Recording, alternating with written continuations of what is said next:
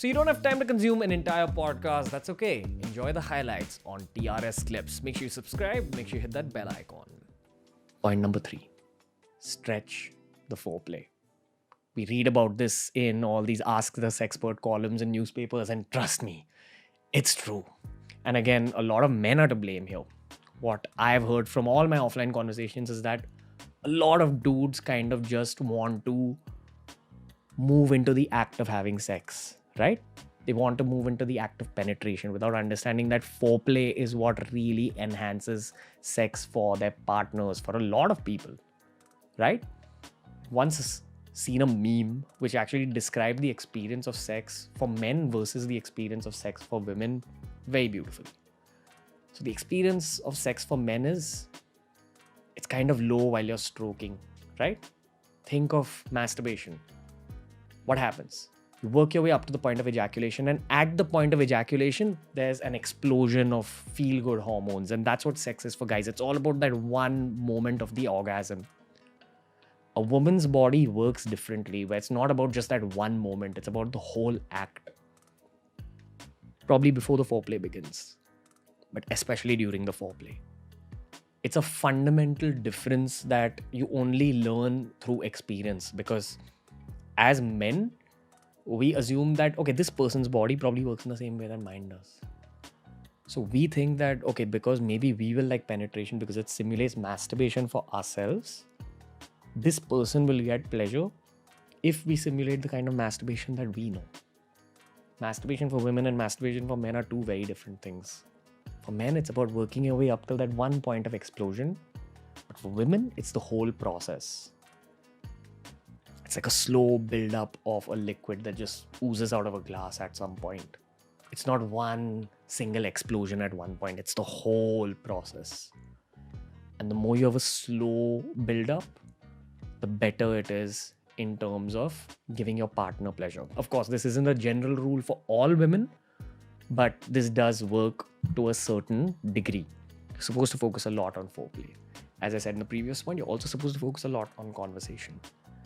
Keep your foreplay slow, keep it enjoyable, explore your partner's body, ensure that they feel you're respecting every single part of their body. Ensure that they feel loved on every single part of their body. Ensure that love is a factor.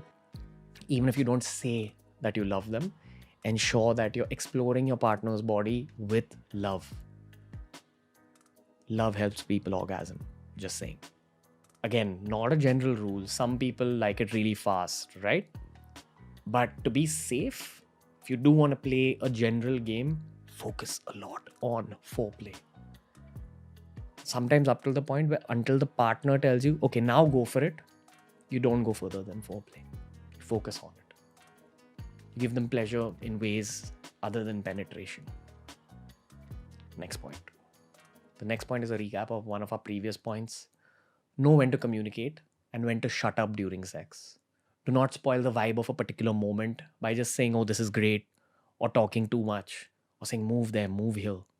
Don't spoil moments. If moments are building up, let them build up. So know when to shut up, but also know when to communicate. There's not a single partner in the world who won't appreciate some form of communication in sex. Tell them what you like. Ask them what they like. Ask them to communicate. Some people just get really shy in bed, so you've also got to be conscious of that and still make them feel comfortable. Say you ask them a question, they don't want to talk, then just shut up. Follow their lead. Make your partner feel comfortable. This is a communication skills trick. If you ever want to make someone feel comfortable in conversation, you mimic their energy levels and body language.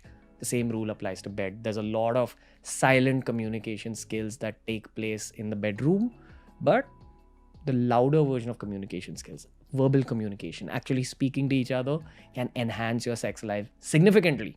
So please have open conversation in the bedroom. If you want to do something in particular, ask the other person, tell the other person. The more you communicate as partners, the better it will get. If you want to try something, say it. What's the worst that can happen? They're not going to judge you. You're submitting your body to them. If they're judging you for speaking up, they're probably not your long-term partners. Just keep that in mind. Point number 5. Kisses and exploration. Learn how to be a good kisser. It is a life skill, especially in the bedroom, especially to enhance your relationship, man.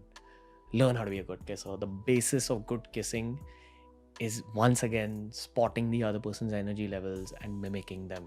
Spotting the other person's speed of kissing and mimicking it. Spotting the other person's energy of kissing and mimicking it. Be a good kisser even while you're having sex.